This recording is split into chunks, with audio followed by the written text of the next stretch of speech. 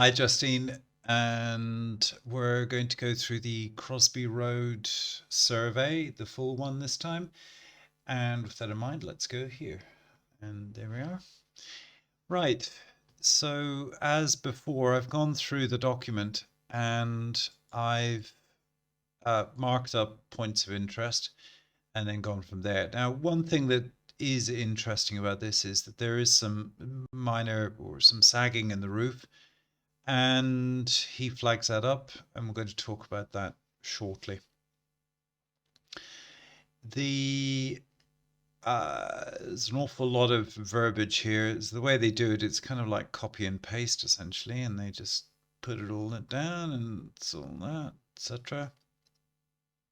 Not much to say there. And what's his overall opinion? And he says it's a reasonable purchase. That's good. I suppose if it had a chronic issue, then it wouldn't be a reasonable purchase, but it doesn't have that. So that's good. And he then talks about remediation costs. Not quite yet, but he does later. And things that he thinks are important. We're going to talk about the walls and the roof structure shortly. But anyway, moving on. And he's just outlining some numbers here, like £10,000 to do the roof coverings. And like I say, I'm going to go into all of this in much more depth in a minute, because I think there isn't really a roof issue as such, and you'll see why when I get into all of that. I'm moving through it, and yeah, he reckons 1995, and this property built in and around 1910. That would make sense, which is, and just to say, there was a big progression for building technology from, say, 1880 through to 1910. And the newer the property, the better built it'll generally be. And then it's had the big extension to the rear, which means that the property was probably given a complete overhaul back in the 90s.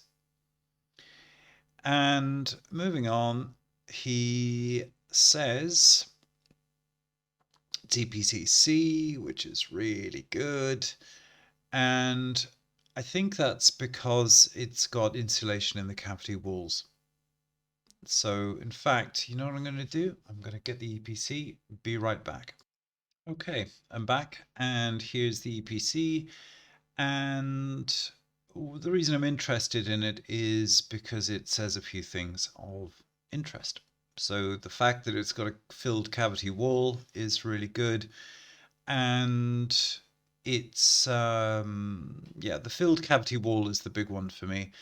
That's quite important. And again, it kind of goes back, where I go back to my main point, that this property had a huge amount of renovation at one time in its life. And to have a filled cavity wall, that's a big deal, and it's a very good thing. Now, going back to the survey, he says local environment, that's fine. No issues with noise that he knew. Now, obviously, with all of that, it's actually very easy to assess prospective noise pollution, because there are tools that that tell us these things, and we can go into tools like this and put the thing here, and then we can see what's going on. And essentially, it's just a very quiet road, bit of noise there, but that's a main road, and so on. So fortunately, we're able to see all this kind of stuff, whether it's mining risk or whatever, or flood risk. We tend not to check for radiation risk, even though I know the surveys do, but I don't think there'll be much radiation risk in Manchester, or at least none of the surveys have shown that. So I assume there isn't much of a radiation risk. Now, he says that the chimney stacks have been removed. That's good. It's just one less thing to go wrong. And again, somebody did the project in the deep renovation. They did that. So that's a good thing. And then they're saying, right, so dishing and undulation. So this is quite important. And he says excessive weight load on a roof is most common. Yeah. So in theory, what happens is that if you have a roof that's not quite strong enough to hold the weight of the roofing materials, then you can get some sag, and that makes sense. Now, some loose slates with some tingles, yes, and that's because this is an original roof, and he says rear roof concrete tiles. And if we go here, we can see some tingles. Tingles being a strip of aluminium, copper, or lead that's banged into. So what happens is slate comes loose, and you've then got a gap here where the rain can get in. And what the roofer will do is just remove the old slate, bang in one of these strips, slot the slate in, and then curl up the aluminium, copper, or lead to create a thing called a tingle, which then holds everything in place. So it's got that. Now he's talking about the roof bowing and doing whatever it does. And this is also quite interesting, the fascia. So it's a relatively modern fascia board, or it's been done relatively recently, which is interesting. And I think it's I think he says it's UPVC, so that's fine. And here we are. Here the extension, and we've got all of the LED flashings, which all look reasonably good. And on the extension, he just shows us concrete tiles with some excuse me, concrete tiles. It's not that I'm tired. I've got a cold, and I'm just not really kind of popping, as it were. But anyway, I think I'm feeling better. Anyway, right. Where are we? So a few things that are interesting about this. The brick quality is reasonably good, and they have these fancy bricks at the top and good stone lintels. These are all good things in my view. And he says that it's a cavity brick construction, and that's good. And then he talks a lot about wall ties, and that's an issue. Wall ties are an issue. But he says that he thinks that the gable has been redone. And this is a very good thing. If just to explain what a gable is. House gable. It looks like it's the triangular thing at the side of the house. That would be a gable. And it turns out that apparently it's been rebuilt. Again, this follows the theme of somebody has spent a lot of money on doing this property over the years, doing up this property over the years. Anyway, it's been rebuilt. This is really good. And what it means is that the cavity wall ties are probably reasonably good. Now, what happens with surveyors are that if they can't see something and it's important, then they give it a 3, like a red, because they have to assume it's a problem.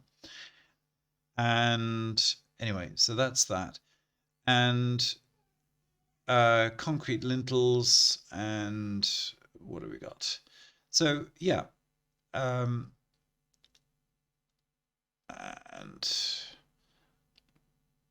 he talks about the prospective potential of whatever, but it's academic in this case, because the there isn't any bulging in the walls, nothing's gone wrong, everything's straight and plumb, so it's fine.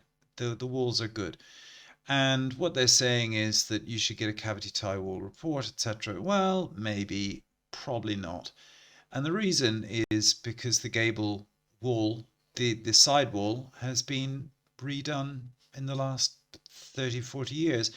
And this would have been, and they would have used galvanized galvanized wall ties in doing this. Now, a wall tie, just so you understand, is you've got two skins of wall. You've got an inside wall, outside wall, and you need to fix them together with something. And it's a metal tie usually, and it just stops the wall bulging out easily. So if there's a lot of wind or something like that, it means that it all stays in place.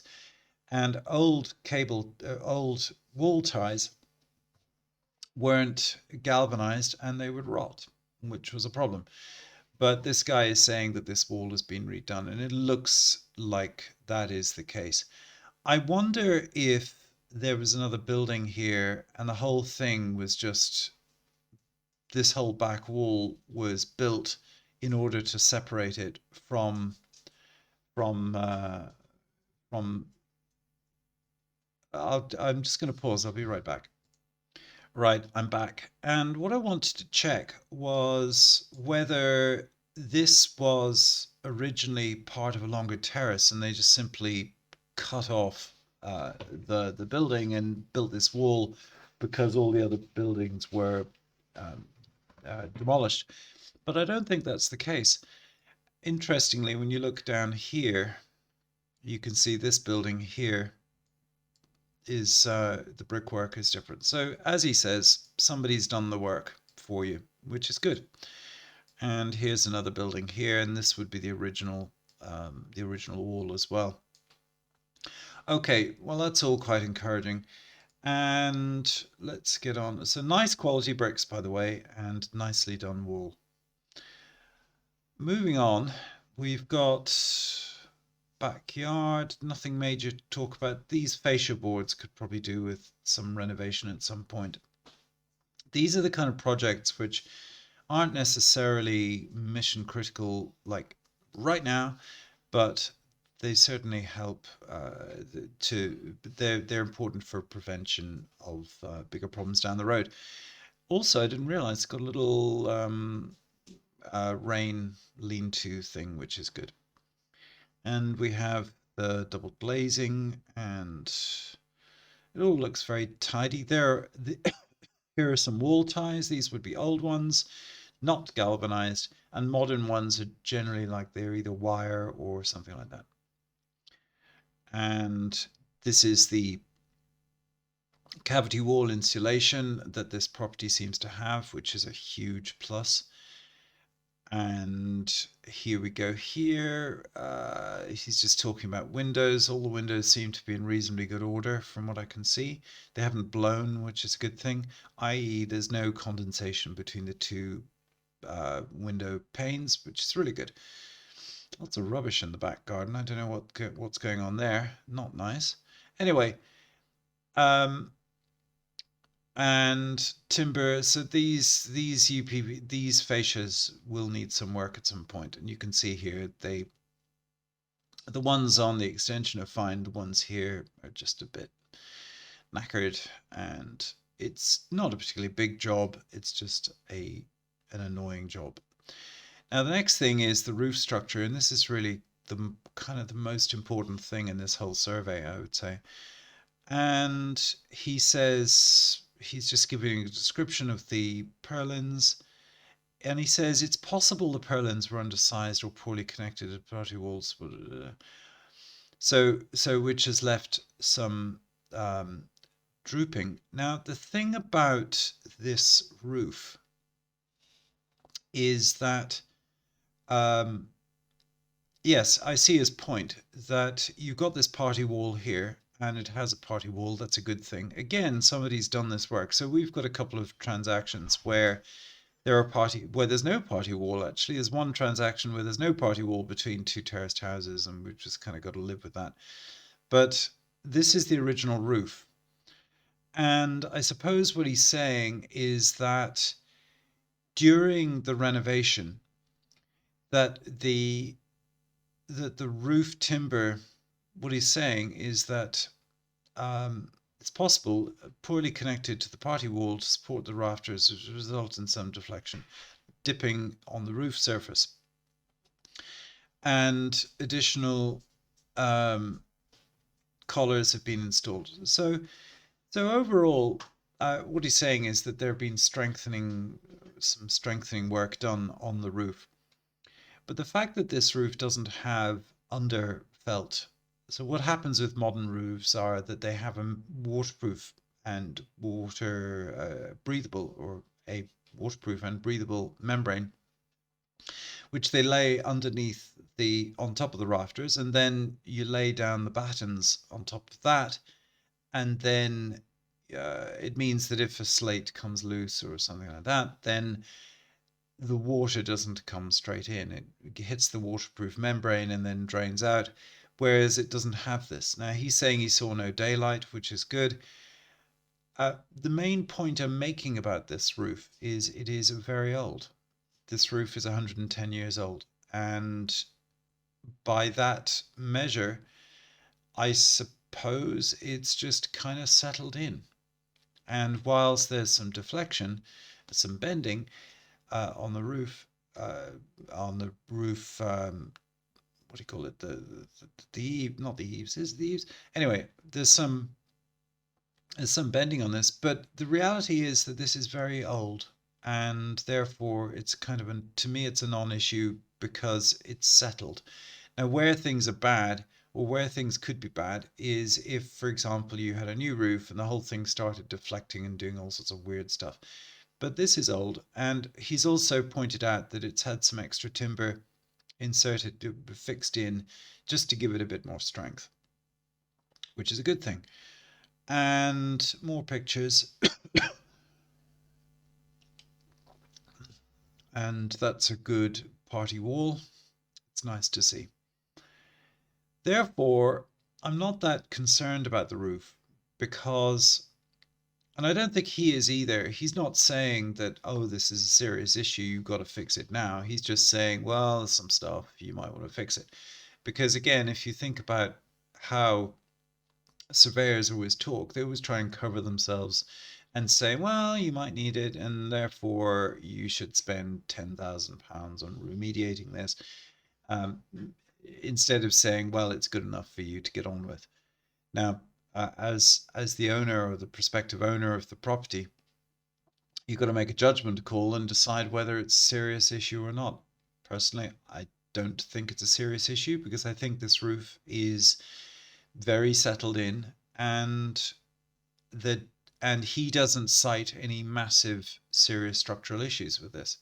So therefore, I think the roof is okay. And moving on, our text, he's just talking about surface finishes. And from what I can see, the ceilings are mostly or all plasterboard, which is a really good thing. He talks about plaster and lath. Plasterboard is just so much better. Plaster and lath is strips of wood, and then you squidge plaster between it, try and get a flat surface, and it's just ugh. Anyway, this place seems to have been stripped of all of that, which is good. Now, the next thing is he talks about walls and partitions, nothing very much to say there. He talks a little bit about damp, and there is a bit here, but bear in mind this is an empty house that's been unoccupied during winter, and therefore there will be a bit of damp. And the way this works is you've got two prongs, and he sticks it in the wall, and then it looks at the amount of moisture between the two. It's based on resistance. So more resistance, the drier; less resistance, the wetter, because water is conductive. And the the higher up it goes, so if it's at the very top, it's really wet, and if it's at the very bottom, it's bone dry. And here, it's just slightly on the damp side. But I don't see signs of serious damp here. There's no mold or anything like that. There's some markings here, but this is dry here, so that's fine. Same story, same story. So again, it just kind of arcs back to my point about this house that all the essentials have been done, like the damp proofing has been sorted out. Because back in the day, these properties wouldn't have had proper damp proofing because the technology really wasn't available till proper damp proofing technology wasn't really available till the 50s. Anyway, very little damp, so that's really quite good. No damp, no damp, no damp. And then he's talking about the floors, and again, this is a theme. I can't take responsibility. Can't take responsibility. He does, and this is the nature of surveyors. They don't. They just tell you stuff, and then they tell you the worst case story, which is actually a good thing, and then you make your judgment from there. And chimney breasts have been removed. This is all really good. So there's no structural problem. Sometimes you find that the chimney breasts, i.e. the bit where the chimney, do they have a picture of chimney breast? Basically where the old fireplace was, that would be taken out, but that's a structural thing. And if that's missing and you've got a chimney at the top of the roof, then the whole thing could collapse. But it's all been removed. There's no chimney breasts. It's all done. Again, deep renovation. Okay, and staircase joinery, that's all good. It's all meets building regs, that's good. Don't know what's going on there. That was pulled out, but that can be put back in again. Nice shower unit, very good. All right, we're getting there. And I'll just rattle through this. So with the services, they always mark these as 3 if they don't have the certificates, and they don't have the certificates, so therefore it's marked as 3. And we've got this unit here, which I suppose is 20 years old, something like that. And it'll need, he says that, yeah, okay. I don't know if this is going to need replacing. I suspect it won't. That's a question for Joe, I would say. And then we've got water, heating, and it's got a ideal thingy boiler that looks reasonably modern, which is good. That's good. It looks reasonably good. That's good. And then what have we got left? We've got this outhouse, the mystery outhouse. I've never seen a picture of it. I have no idea what's in there, but it's all very, I don't know, it's all very mysterious, isn't it? So what's inside the outhouse? I don't know. I guess you'll find out sometime. And lots of rubbish in there that needs picking up. And just a small comment on presenting this property. When, assuming everything goes to plan and you take ownership, I would definitely get a jet contractor with a jet wash to just give this all a really good clean. It'll bring it up and make it pop, and that's nice. It'll help present it better. All right, and then there's some other stuff about just verbiage, risks, lots of risk always, and declaration, and so on. All right, I'm just going to go to full screen. There we go. Yeah, the roof is the only issue. I don't think it's much of an issue.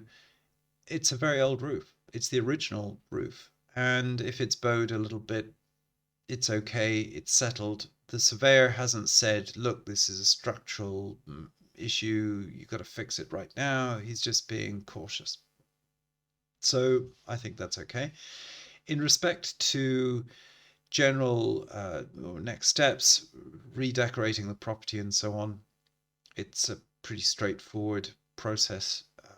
What we'd probably do is Joe would do a walkthrough, and also we've got other video walkthrough and so on, and we should be able to put together a quote for doing that. And then if you're happy with that, great. If not, then I guess we'll work on the quote, or we'll find, or there'll be another builder you can work with. I don't know, whatever. But the good thing about this property is it just needs painting and decorating, which is great.